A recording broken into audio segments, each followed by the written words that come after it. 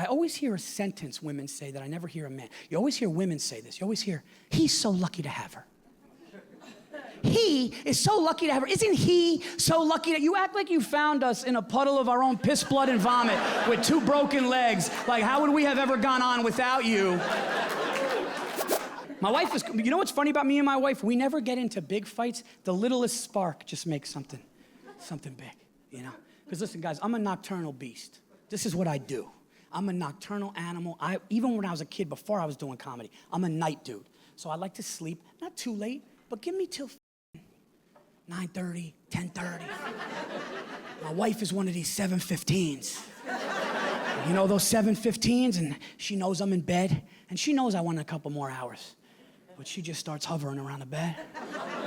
She just starts going this way. She's like a vulture circling a dead body, just like, oh, it's nice out.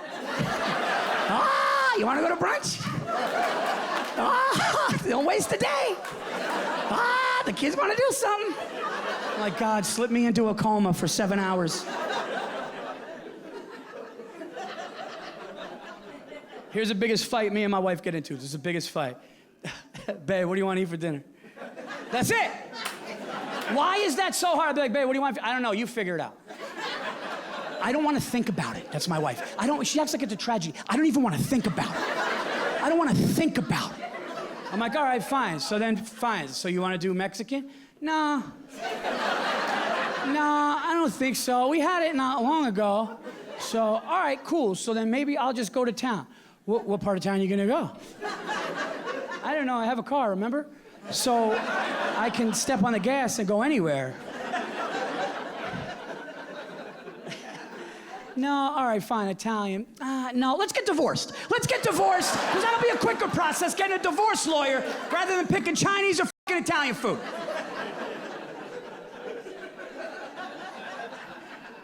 And listen, I don't mean to pick on women or my wife. Ladies, we need you. You're emotionally, dude, being an emotionally strong woman, able to talk to my wife is amazing, smart, all that shit. But I always hear a sentence women say that I never hear a man. You always hear women say this. You always hear, he's so lucky to have her. He is so lucky to have her. Isn't he so lucky that you act like you found us in a puddle of our own piss, blood, and vomit with 2 broken legs? Like, how would we have ever gone on without you? Isn't he? And listen, ladies, you know what? A lot of us are very lucky to have you. We're lucky to be with you. You know, but you know what? A lot of you ladies, you're lucky to be with the f***ing dude you're with too. It goes both ways. Okay? You guys met at that same bar. You weren't doing that much better. Yeah, it's not like she was a f***ing senator giving a speech going, hold on a second. You see that homeless guy pissing his pants right there? Bring him over here. I'm gonna change his life.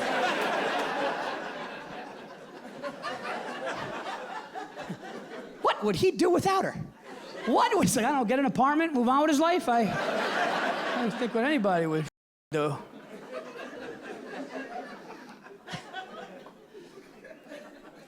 I just say yes. You know, when it comes to life, I just jumped in the deep end, man. I married the woman I said I was gonna marry. I got a house in the country. I got, you know, kids. I got a dog, cats, guinea pigs. I just say yes. You wanna know my weakness? This is true, and all my friends make fun of me about this, and if you guys know me, or you listen to any podcast, I am the least cheap, least frugal person you have ever laid your f***ing eyes on. Okay, if I had $300 million tomorrow, there'd be a documentary in 5 years how I blew that. I am so bad with money, it drives my... The other day, this is how bad it is. The other day I said to my wife, I go, let's get a horse. She said, Paul, where the f*** are we gonna keep a horse? I said, we'll figure it out. We live up where people have like acres of land and ponies and horses and shit, and I don't like my neighbors one-upping me. So I said to my wife, I go, you know, if we get big money, I'm gonna get some shit. And she goes, what do you mean? I go, what if we got an endangered dolphin? How gangster would that be if I made my backyard 4 Olympic-sized pools heated and I threw an endangered dolphin back there? That's the most gangster. My neighbor's like, why don't you have the kids jump on the pony? Oh, pony? Yeah, jump on my fish, sign a waiver. How about that? Have the fish take you around the fucking yard.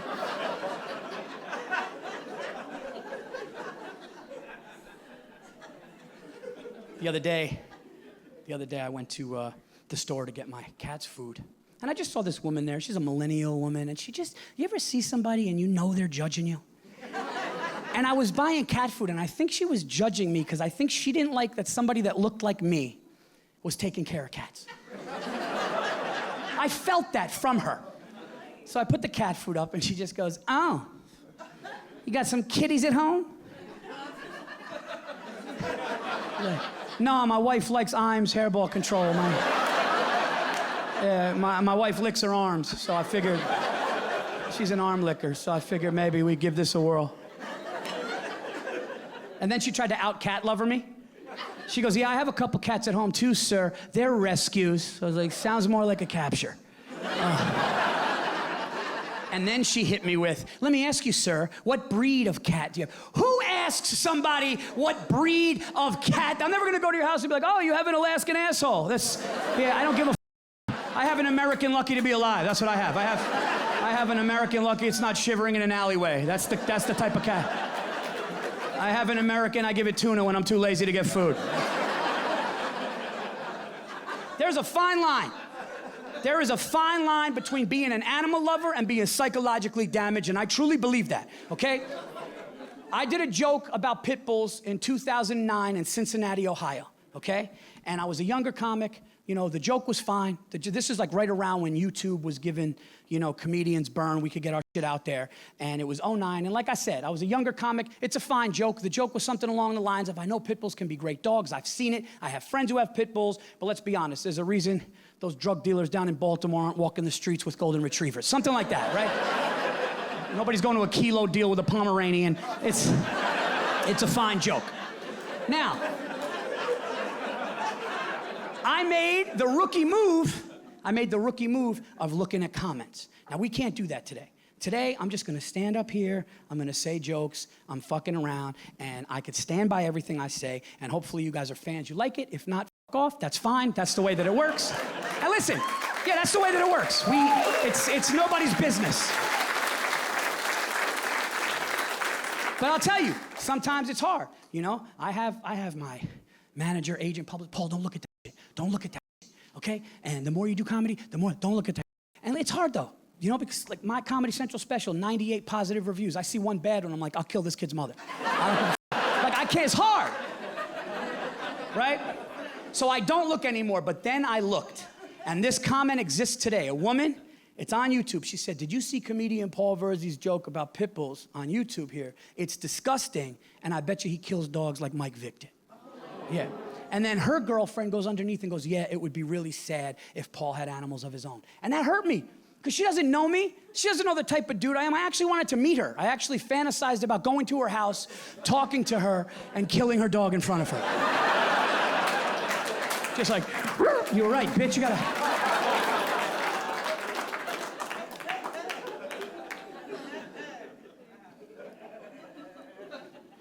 Getting a little older though, man. Having problems with my dick, dude. It's weird, you know? Because I'm a hypochondriac.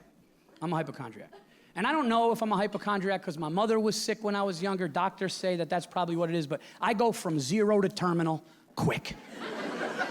If I have a pain in my foot for 3 days, I'm like, it's a brain tumor. It's a brain tumor. It's a message from the tumor to the foot. I'll start shopping wheelchairs. I'll start shopping chairs.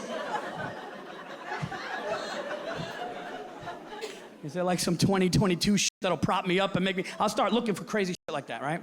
I had this thing, though, where I would take a piss, right? And then I'd put it away. And then I would start walking. And then I'm pissing all over myself. So, like, my dick would turn off, and I'm done. And then I would start walking, it would turn back on, and start pissing all over myself. I have a full-fledged panic attack. Call the doctor. I'm like, Doc, listen, I got something going on, man. I think I might have a dick tumor. I don't know. And he goes, yeah, Paul, that's not a thing. That's not. And I was like, you got to take a look at it. So I go in there, right? And he goes, Paul, listen, I need you to drop your pants and shorts. Now, when a doctor tells me to drop my pants and shorts, I just go pants first. Okay, I need you to reiterate. What kind of lunatic just goes dick out? Hey, Doc, let's go like, let me put my toe in the water. You know, You don't just go, dick out, let's rock and roll. What's up, doc? Everything good? Yeah? Yeah? How's it looking? Is it right? So he goes, no, Paul, and the shorts. And I go, I know. Is everything good? The kid's good? Yeah. Yeah, how the team doing good? Yeah. And then I'm just standing in this cold, sterile, white room. My pants, shorts, everything down to my ankles. It's just, my dick's out. And he just moved. He's just walking around. He's just letting me stand there on my dick. He's just fumbling around. Oh, yo, doc, this is not. And then finally, I hear the glove. I hear the. And he walks up to me, and I'm nervous around doctors, so I started to tense up. And he looked in my dick head. And he's looking, and I don't know if anybody in this room has ever had a doctor look in their dick hole before. But when a doctor does it, it's not just a quick glance. This man was intently looking. He looked like a jeweler looking at a diamond. Just.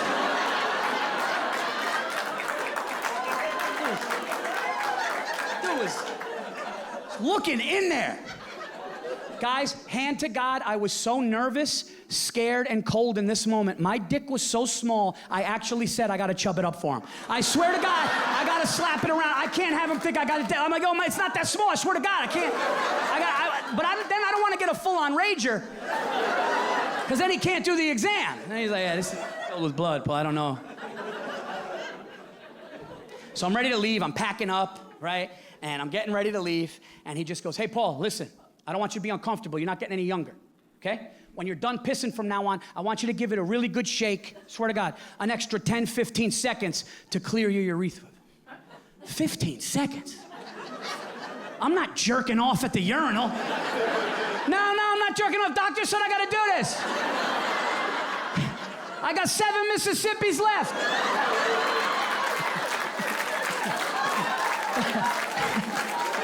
Well, now I'm gonna finish because it feels incredible. 15 seconds. I got a 10-year-old boy next to me at the urinal. Dude, tell your mom it's not what it looks like, man.